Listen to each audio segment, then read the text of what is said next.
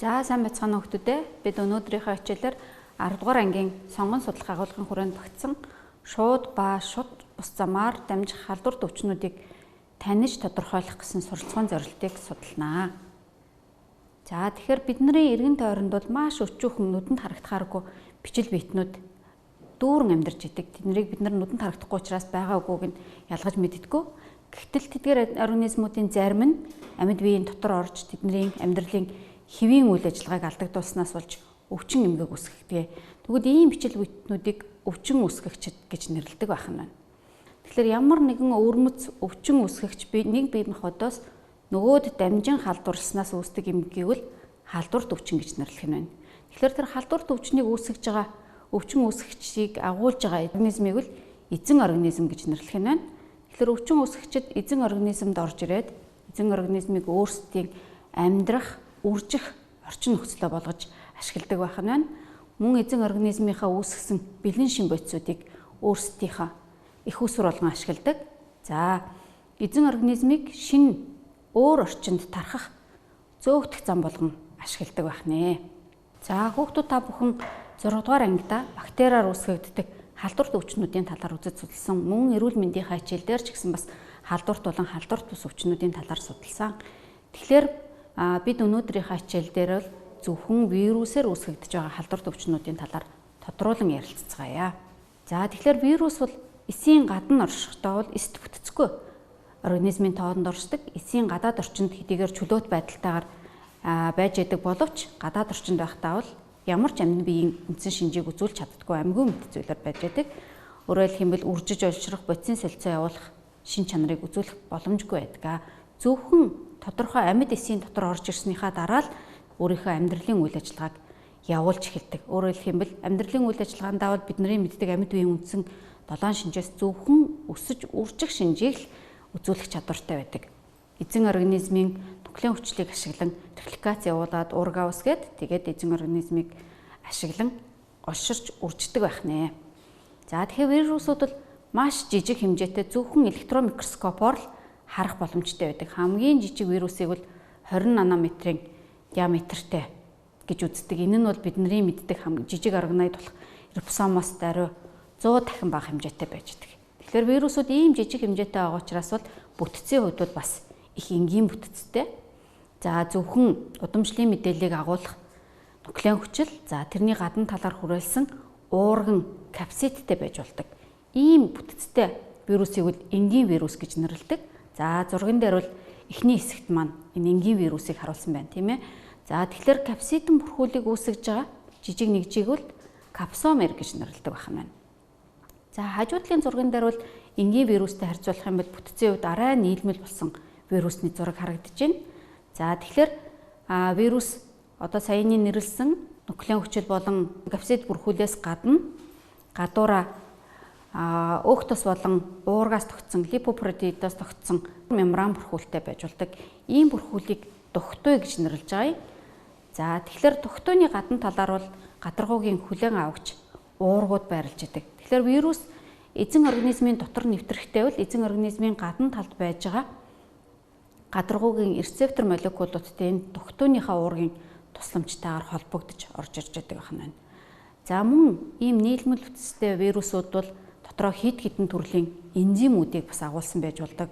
Гадаргуугийн уургийн хэлбэр нь ч гэсэн бас их олон төрөл байж болдог. За тэгэхээр вирусын гол удамшлын мэдээллийг хадгалж байгаа зүйл нь бол ДНХ юм уу РНХ-гийн аль нэг нь байдаг. Өөрөөр хэлбэл хоёулангийн агуулах боломжгүй зөвхөн аль нэгийг л агуулж идэг. ДНХ нь бас давхар уцаслагтай ч байж болно, дан уцаслагтай ч байж болно. Ерөнхийдөө бол хүн төрөлхтөн вирусыг нэгээд нэг их удаагүй 100 гаруй жил болж байгаа боловч одоогоор бол 5000 гаруй төрлийн вирус нээгдэд байгаад байгаа маа. Тэгэхээр бол маш олон бидний эргэн тойронд маш олон төрлийн вирусууд байдаг нь тодорхой байх гэдэг юм, тийм ээ. Тэгэхээр энэ олон тооны вирусууд бүгдээрээ өвчин үүсгэдэг. Ерөөсөө хүнд ямар нэгэн байдлаар ашигтай вирус байдаггүй. Өчүүхэн жижиг учраас бол зөвхөн амтан ургамалд өвчин үүсгэж зогсдоггүй. Бас нэг эстнүүд, бактериуд, мөөг, замганд хүртэл өвчин үүсгдэг вирусууд байж идэг байх нь байна. За тэгэхээр вирусын онцлог шинж нь бол энэ гадаргуугийн түрүүнд бид нар ярьсан тийм ээ дохтууны гадна талд байж байгаа гадаргуугийн уургууд бол энэ вирусын шин чанартай холбоотой байдаг. Зарим вирусууд нь бол 1000 омог хүртэл байж боломжтой байдаг. Хүний ханиад үүсгдэг риновирус байна. Энэ бол 100 гаруй омогтой гэж нэрлэдэг байдаг. Штам гэж бас нэрлэдэг байдаг тийм ээ. Тэгэхээр энэ нь зөвхөн гадаргуугийн уурга мутацид оруулснаас хувьсамтгай шин чанараас нь шалтгаалаад ийм олон төрөл байх боломжтой байх нэ. За бид саяны слайд дээр бол зөвхөн вирусын бүтцийн онцлогийн талаар ярилцсан тийм ээ. Тэгэхээр ер нь бол хүүхдүүд эрүүл мэндийн хичээлээр дамжуулаад бас вирусээр үүсгэгддэг халдварт өвчнүүдийн талаар тодорхой хэмжээний мэдлэгтэй байгаа тийм ээ. За жишээлх юм бол вирусээр үүсгэгддэг бүх хүмүүсийн мэддэг халдварт өвчин бол энэ хомхоод олох гэж байна тийм ээ. Хүүхдүүдийн уруулан дээр гарч ирдэг, амны эргэн тойронд гарч ирдэг энэ хомхоод олох бол вирусээр үүсгэгдсэн өвчин байх нь байна. Бас томуу тус өвчнүүд гэж ярьлаад байгаа тийм ээ. Одоо бол дэлхийн нийтийн хэмжээнд маш их аюултайгаар аюулын харанг дэгдээд байгаа энэ коронавирусээр үүсгэгдсэн томуу тархаад байна тийм ээ. За мөн салхин цэцэг байж болно, улаан бурхан, за тэгээд мөн эбола вирус энэ төр гэж зөндөө олон вирусын гаралтай өвчнүүд байгаад байдаг. Тэгэхээр эдгээр бүх өвчнүүдийг дамжуулж байгаа, халдварлаж байгаа замуудыг бол одоо зураг дээр харуулсан байх нь байна тийм ээ. Ерөнхийдөө бол халдварт өвчнийг дамжих юм зургийг багш нь харуулсан байна. За эхнийх нь бол хоол хүнсээр дамжин өвчин үүсгэгч нэг хүнээс нөгөө хүнд юм уу эсвэл тийм ээ амтнаас хүнд ч юм уу халдварлах юм зам байж болох нь байна тийм ээ. Ихэвчлэн за хоол хүнсээр дамждаг өвчнүүд бол гидсний халдварт өвчнүүдийг үүсгэдэг байх нь байна. За мөн ахуйн замаар халдварладаг вирусын халдварт өвчнүүд байж болох нь байна. За агаар туслын замаар буюу өвчтөе хүний ханиаж найтайсан шүлсний тусал дотроос дамждаг. Одоо жишээлх юм бол бидний энэ тохиолдолд бол одоо коронавирусыг жишээ авч болох нь байна л да агаар туслын замаар дамжиж болох нь байна. Мөн тээгч амьтдаар дамжиж болно. За цусан бүтээгдэхүүнээр дамжиж болох нь байна. Бэлгийн замаар дамжих нь байна гин. Ингээд үзэх юм бол халдварт өвчнүүдийг дамжих маш олон ийм замууд байж болдог тийм ээ. Тэгэхээр энэ замуудыг бол дотор нь шууд дамжиж байгаа, шууд бус дамжиж байгаа гэж бас ялган үзэх боломжтой. Тухайн өвчлсөн хүнээс өвчин үүсгэгч биетүүд нь бол тухайн хүний одоо биеийн шингэнд, шүлсэнд, за нус цэрэнд ч юм уу эсвэл яа гэдэг үрийн шингэнд ингээ хадгалагдаад дамжиж явах юм бэл энийг шууд дамжих зам гэж байгаа. Хоол ундаар, агаараар ч юм уу те эсвэл тээгч амьтдаар дамжиж явах юм бэл энэ шууд бас халдварлах замд орж ирдэг. Тэгэхээр вирус бол энэ бүх замаар бүгдээрнгээр нь дамжин халдварлах боломжтой. Нэгэнт халдварлаад хүний биеийн дотор ч юм уу эсвэл эзэн организм дотор ороод ирсэн вирус болохоор гадаргуу дээрээ байрлаж байгаа түрүүнд бид нар жишээн дээр ярьсан тийм ээ духтууны уурга гэж нэрлэдэг байгаа. Энэ уургаараа бол эзэн организмын эсийн мембран дээр байж байгаа хүлээн аваруудтай тохирдог. Өөрөөр хэлбэл чоож түлхүүрийн зарчмаарч гэдэг юм уу тохирж холбогддог. Ингэж холбогдсноороо вирусын дотор талд байж байгаа удамшлын мэдээлэл геном агуулсан нуклеин хүчлүүд байвал эсийн дотор оруулж ирж эсэд халдварладаг байх нэ. За тэгэхээр вирус ерөнхийдөө бол организмуудад халдварлах чадвартай гэж үзээд тэгээ энийг нь болоод ирэхээр организмд тархах хүрээ гэж нэрлэдэг. Зарим вирус бол зөвхөн нэг л организмд тархаж чаддаг. Жишээлх юм бол улаан бурхан өвчин байна. Улаан бурхан бол зөвхөн хүнээс хүнд л халддаг. Тэгэхээр ийм зөвхөн ганц организмаар дамжиж байгаа вирусын гаралтай өвчнүүдийг бол вакцины журмаар бол эсвэл устгах гээд өөрөөр хэлэх юм бол энийг хянахад бас арай илүү хялбар төхөн байж байдаг. 1980-ад оны үеэс бол цагаан бурхан, цагаан цэцэг гэж нэрлэдэг байдаг. Энэ өвчнийг бол вирусын дамжих замыг нь бол вакцинаар устгах чадсан. Дэлхийн нийтээрээ бол энэ өвчнөр бол өвчлөхөөргүй устгасан юм өвчний тоонд оруулж байгаа. Тэгэхээр энэ нь болохоор зөвхөн нэг үүсгэгчтэй. Тэгээд дээрэс нь түрүүний бидний яриад байсан тийм ээ гадаргуугийн уурга нь бол мутацид орох бага байдаг ийм вирусууд дээр бол боломжтой байдаг. Гэтэл зарим вирусууд бол олон организмууд дамжин халдварлах боломжтой байдаг. Өөрөөр хэлбэл олон эзэнтэй байх боломжтой гэсэн. Жишээлх юм бол одоо энэ коронавирусыг зарим тохиолдолд зарим улс орнуудад бол сарсан бавхай ханаас гарсан гэж байна. Зарим улс орнуудад гахайнаас, тэмээнээс гэд ингээд ирэхлээр их олон эзэн организмуудыг дамжих боломжтой байх гэдэг. Ийм вирусүүдийг болохоор өргөн хүрээний вирусууд гэж нэрлэдэг аамаа. За тэгэхээр бидний эргэн тойронд ийм олон нүдэнд харагдахааргүй өчүүхэн жижиг биетүүд байгаад эдгээр бидний бие рүү нэвтрээд ороод ирсэн тохиолдолд бид нар өөрсдийгөө хамгаалах дархлааны системтэй байдаг. Ерөнхийдөө бол хүний дархлааны систем хоёр төрлийн хамгаалтыг бид нарт үзүүлдэг. Эхний хамгаалт нь бол хүний биеийн өөрийнх нь бүтцэд байж байгаа хамгаалтын систем байдаг. За жишээлх юм бол зурган дээр харагдаж байна тийм ээ. Хүний зарим эрхтнүүдийг заагаад харуулсан байх гэдэг. Жишээлбэл өвчин үүсгэгч орж ирэхээс нь бидний бие махбод өөрсдөө хамгаалж идэг. За салст бүрхөвчүүдтэй байдаг, өөрөөсөө салс ялгаруулдаг юм бүрхөвч зарим одоо хоол боловсруулах, шээс нөхөн үрчүүн зам ч юм уу эсвэл амьсгалын замын эрхтнүүдийг хучиж байрлсан байж идэг. Тэгэхээр жишээлх юм бол одоо хүний амьсгалын замд байж идэг намраа хүчүүрэд, сормоос хүчүүрэд гэж бас аль алинаар нэрлэдэг идэг. Энэ хүчүүрэдүүд бол өөрөөсөө салс ялгаруулад агаартай орж ирсэн гадны өвчин үүсгэгчүүдийг наалдуулаад тэгээд дээшээ өксөх замаар хөөж уушг руу нэвтрэхээс нь хамгаалж идэг байх нь байна. За хүний арсны эсүүд байна. Арсны эсүүд бол маш нэгт байрлсан байдаг учраас бол одоо гинтээд цоорсон тохиолдолд өвчин үүсгэгчүүд орж ирдэг. За дээрэс нь арсанд байрлаж байгаа хөлсний болон тосны булчирхаанууд бол ерөнхийдөө бол хүний арсны орчны pH-ийг бол 3-аас 5-ын орчимд барьж идэг нь бол бактери үржих нөхцөлийг бас хааж өгч идэг байх нь байна. За бас ходоод байна тийм ээ, хоолтой, устай хамтдаа орж ирсэн өвчин үүсгэгчүүдийг ходоод нь байж байгаа ходоодны хүчил гэж нэрлэдэг тийм ээ. Ходоодны хүчлэг шөөсвөл бактериудыг устгадаг байх нь байна. За мөн зарим төрлийн хүний биед байдаг ашигтай микрофлора гэж хэлдэг бүдүүн гидсэнд ч юм уу эсвэл хүний өтрээний шүүрэлд байрлаж идэг сүн хүчлийн бактери байна тийм ээ.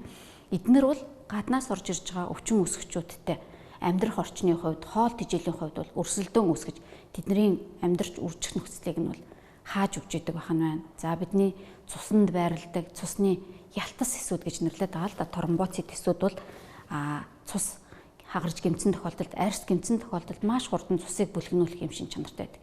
Ийм өөрийн гэсэн дархлааны хамгаалтын систем бол бидний биед байж идэг байх нь байна. Тэгвэл зарим өвчин үүсгэгчүүд энэ бидний анхдагч гэж нэрлэдэг байгаа энэ дархлааны системийг нэвтлээд бие махбодод ороод ирсэн тохиолдолд бол бид нар дараагийн 2 дахь хамгаалтын систем биднэрт ажиллаж эхэлдэг. Энэ бол бидний цусны цагаан эсийн тусламжтайгаар бид нар энийг устгадаг. За цусны цагаан эсүүд бол лимфоцит эсүүд, фагоцит эсүүд гэдэг хүүхдүүд та бүхэн бас 9-р ангийнхаа хичээл дээр судалсан байгаа тийм ээ. За зурган дээрээс бол 2 төрлийн эсийнхаа зургийг харуулсан байна.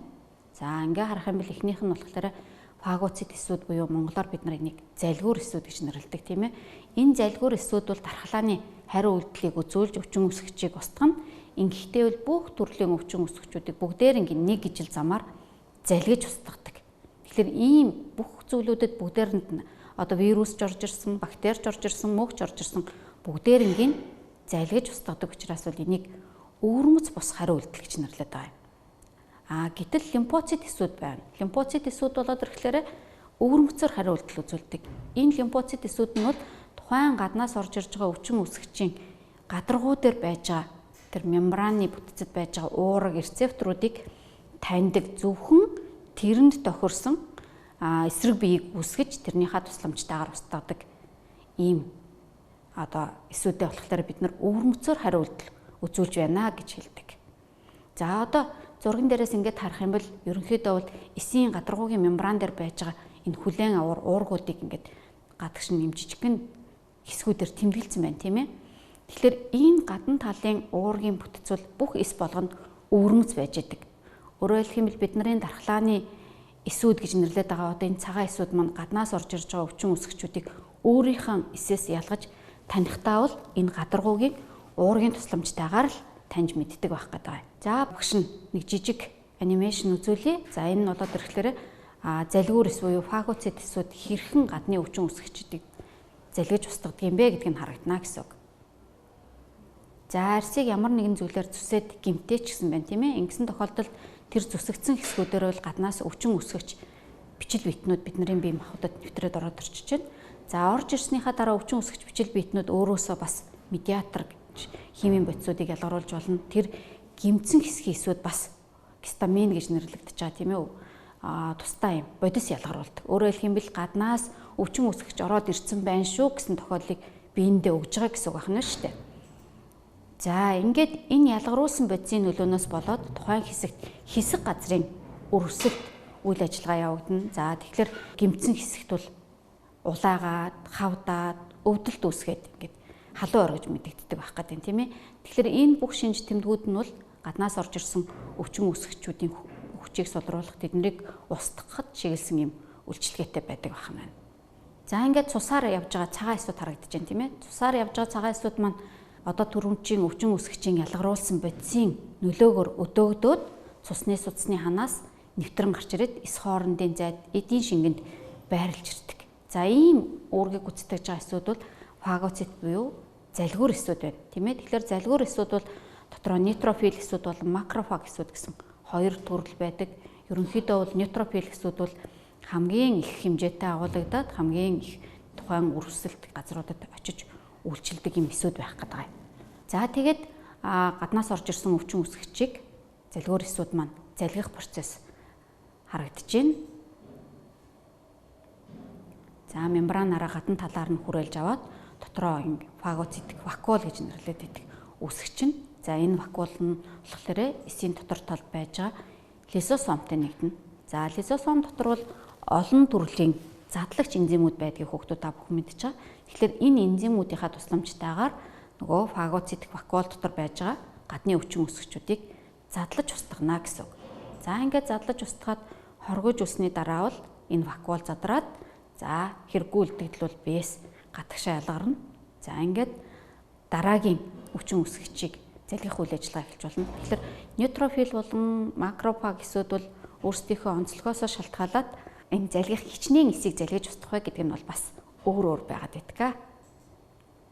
За ингээд хэсэг хугацааны дараа бол өвчин үсгэж устсны дараа бидний бие махбод буцаагаад метоз хуваагдлаар бие эсүүд хуваагдаад буцаагаад яах нь өвчин эдгэрч бид нар эрүүл болдог байх нэ. За лимфоцит эсүүдийнхаа бүтцийг дахиад хэлүүлээ 6-аас эргээд харъя. За цусны цагаан эсийн өөр нэг төрөл нь бол лимфоцит эсүүд байдаг. Тэгэхээр лимфоцит эсүүд нь бол химт ясны улаан чүмгэнд үүсдэг.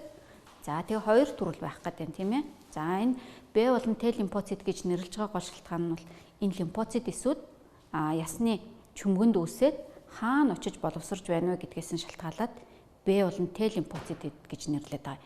Б лимфоцит нь болохоор чүмгэндөө үүсээд тэгээд тэндээ бүрэн боловсрсныхаа дараа цусны урсгал руу орж ирдэг байх гэдэг. За Т лимфоцитууд нь болохоор ясны чүмгэндөө үүсээд тэндээсээ боловсроогүй байхдаа тимус гланд гэж нэрлэдэг байгаа. Сэрэ булчирхайд хурж ирээд тэнд бүрэн боловсралтанд гүйцэтгэг учраас Т гэдэг нь тимус гэдэг ихний үсэг учраас Т лимфоцит гэж нэрлэдэг байгаамаа. За Б лимфоцитууд нь болоод ирэхлээр ясны чүмгэндөө үүсээд тэндээ бүрэн боловсрсныхаа дараа цус руу нэвтэрч орж ирдэг. Энэ лимфоцит эсүүд байх нь байна. Тэгэхээр энэ хоёр эсүүдийн үйлчлж байгаа механизм, хариу үйлдэлийн механизмууд нь бол бас бие биенээсээ бага зэрэг ялгаатай байдаг. За Б лимфоцит эсүүд бол өвчин үүсгэгчийг таниад тэгээд тэрний эсрэг бие гэж нэрлэгддэг уураг үүсгээд энэ уургийнхаа тусламжтайгаар бол устгадаг байх гэдэг. За зураг дээр ингээд харах юм бол гурван төрлийн гаднаас орж ирсэн өвчин үүсгэж харагдаж байгаа шиг байна тийм ээ. Тэгэхээр энэ гурван төрлийн өвчин үүсгэгчийг ингээд харах юм бол гурвуулангийнх нь мембраны гадаргуу дээр байж байгаа уургууд нь бол өөр байна. Тэгэхээр зөвхөн тэр орж ирсэн гадны биетэдийн одоо гадаргуу дээрх уургийг таньсан Б эсүүд идэвхжээд тэгээд тэрнийхээ тэрэндээ тохирсон эсрэг биеүүдийг үүсгээд тэгээд тэрнийхээ тусламжтайгаар устгадаг байх нэ. За Т лимфоцит эсүүд болоод ирэхлээр бас Б лимфоциттэй адилхан өвчин үсгчийг таних устгах үйл ажиллагааг явуулдаг. Гэхдээ Б лимфоцит эсүүдээс ялгаатай нь бол эсрэг бие гэж уурга үүсгдэггүй. За гурван төрлийн Т лимфоцит эсүүд байх нь байна. За устгагч Т эс, хордуулагч Т эс гэж бас хэлдэг тийм ээ. За туслагч Т эс, санамжийн Т эс гэсэн ийм гурван төрөл байх нь байна. За туслагч Т эсүүд нь болоод ирэхлээр гаднаас орж ирсэн өвчин үсгчүүдийг таниад тэгээд Б эсэд илрүүлэх үйл ажиллагааг өдөөж өгдөг. Өөрөөр хэлэх юм бол гадны биет ороод ирсэн байна шүү гэсэн мэдээллийг Б эс рүү явуулж өгдөг байх нь байна. За устгагч Т эсүүд нь бол гаднаас өвчин үсгэгчээр халдварсан хүний өөрийн биеийн эсүүдийг устгадаг. За ингээд Б эс болон Т эсүүдийн тусламжтайгаар өвчин үсгэгчийг бид нар устгаад дуусны дараа бол тэр эсүүдийн талаарх гаднаас орж ирсэн өвчин үсгэгчүүдийн талаарх мэдээллийг зарим эсүүд нь авч үлддэг.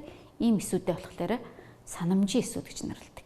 Тэгэхээр энэ санамжийн эсүүд бол хүний биеийн дархлаанд маш чухал үүргийг гүйцэтгэдэг.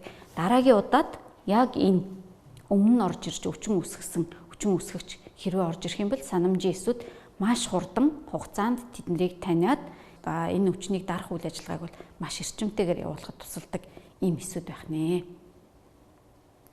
За ингээд өвчин үүсгэгч бидний биед орж ирээд бид нар тэр бүхнийг устгаад биеийнхаа дархлааны эсүүдийн тусламжтайгаар ингээд эрүүл болсны дараа бол хүний биед бол түрүүчийн ярьсантай адилхан санамжийн эсүүдийн тусламжтайгаар бол дархлаа үүсэж идэг.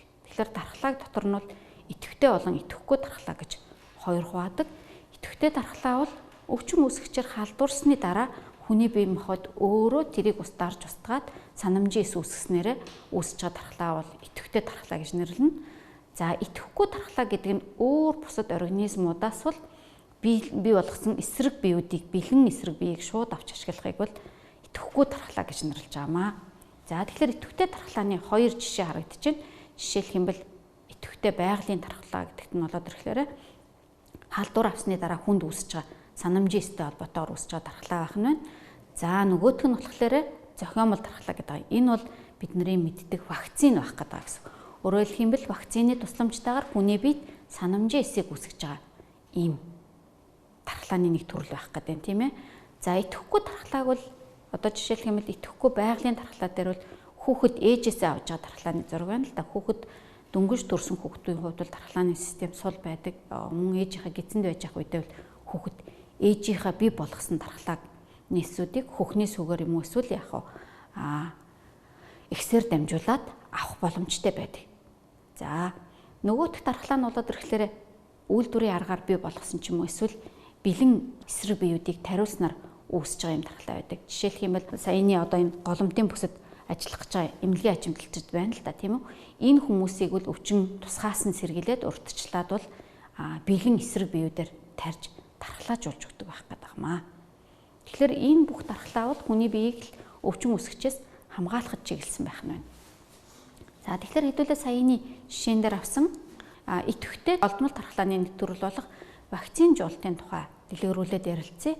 За тэгэхээр вакцин гэдэг бол ерөнхийдөө бол өвөрмөц өвчин үүсгэгчийн эсрэг үүсгэж байгаа дархлааг сайжруулах зорилгоор хийсэн биологийн бэлтгэлүүд байж болно. За тэгэхээр энэ нь болохоор бэлэн одоо тэр өвчин үүсгэгчийг хүчийн сулруулад тарьж болно. Эсвэл өвчин үүсгэгчээс ялгаруулсан хоргийг нь хоргойжуулаад тарьж болно. За эсвэл өхүүлсэн байдалтайгаар өвчин үүсгэгчүүдийг тарьдаг юм уу эсвэл гадаргуугийн антигенийг тарих гэдэг ингээд янз бүрийн замаар үүсгэж болдог. Вакцинуудыг хийж болдог гэсэн үг байна. За тэгэхээр вакциныг тариулснаар хүмүүс нэгдүгээр халдварын эсрэг дархлаа сайжирж өгдөг. Өөрөөр хэлэх юм бол гаднаас орж ирсэн өвчин үүсгэгчүүдийг харийн бий байна гэж ялган таних үйл ажиллагаагаа идэвхжүүлдэг байх нь байна. За өөрөөсөө үүсгэж байгаа нөгөө эсрэг бий гэж нэрлэгдэх уургийг маш хурдтайгаар ихээр үүсгэх чадвартай болж ирдэг. За тэгээд санамжийн эс үүсгэх үйл ажиллагаа бас их хурдан явагддаг, идэвхтэй явагдаж эхэлдэг гэсэн үг байна. За тэгээ вакцин жуултын тусламжтайгаар бол их олон өвчнүүдээс хүмүүс сэргийлэх боломжтой байх нь байна. Тийм ээ. Одоо бол дэгдээд байгаа томуу тусд өвчнөөс бол сэргийлэх вакциныг бол манай улс бол за томоогийн улирал эхлэхээс өмнө хүүхдүүдэд хүмүүст тарьж дархлаажуулдаг тийм ээ. Ингээ вакцинтай болсон тохиолдолд бол энэ өвчний үүсгэгч горж ирэх юм бол тэдний эсрэг бидний авах арга хэмжээ бол маш шуурхай байгаад тэрүүгээр өвчлөхөөс өмнө бид нар устгаж чаддаг байх нэ.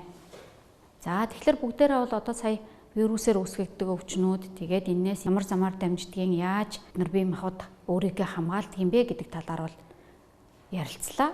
Одоо бүгдээрээ энэ өвчин үүсгэгчээс урьдчилан сэргийлэх арга нь маш чухал байдаг талаар ярилцъя. Хүүхдүүд та бүхэн бас энэ талаар өөрийн гэсэн мэдлэгтэй байгаа байх гэж бодож байна. За багш нь жишээ олгоод бол одоо юм гарч ирсэн байгаа коронавирусын эсрэг хүмүүс яаж урьдчилан сэргийлэх вэ гэдэг жишээг авсан байна. За тэгэхээр нэгдүгээрт бол хувийн ариун цэврээ сайн сахих хэрэгтэй гэж хэлээд байгаа. Маск зүү гэдэг. Маск зүүнэ гэдэг нь болоод ирэхлээр өвчин үүсгэгчийг бусад хүн рүү тараах замыг нэгсэндээ зогсоож өгч байгаа гэсэн үг байна тийм ээ. Масктай байсан тохиолдолд бол өвчтэй хүнээс эрүүл хүн рүү өвчин үүсгэж тархах нь бол бага байх нь байна. Хоёрдугаарт гараа угаа гэж нэрлэж байгаа тийм ээ. Нийгэмд одоо өвчин үүсгэж агаарт хүний өвчтэй хүний шүлсээр дамжаад ингээд ороод ирсэн тохиолдолд нөгөөх маань гадаргуу дээр буу тийм ээ. Тэр гадаргуу дээр хүрэлцсэн тохиолдолд бид нар гартаа наалцсан тэр өвчин үүсгэгчүүдийг бэрүүгээ нэвтрүүлэхийн тулд бол гараа маш сайн угаах хэрэгтэй гэж байгаа. За тэгээд вакцин жуулалт ямар чухал ач холбогдолтой талаар хэдүүлээ ярилцсан тийм ээ. За мөн дархлаагаа сайжруулж дархлааны цагаан эсүүдэд идэвхтэй байх ийм арга замууд хүүхдүүд маань суралцж байгаа хаа. Тэгэхээр өнөөдрийнхөө хичээлээ хүүхдүүд та бүхэн цааш нь улам дэлгэрүүлээд халдварт өвчнөөс өрчлөн сэргийлэх өөр бидний яригдаагүй ямар бусад арга замууд байдгүй гэдэг талаар өөрсдөө биедан судлаж мэдэрээ. За ингээд өнөөдрийн хичээлд идэвхтэй оролцсон хүүхдүүд та бүхэндээ баярлалаа. Амжилт хүсье.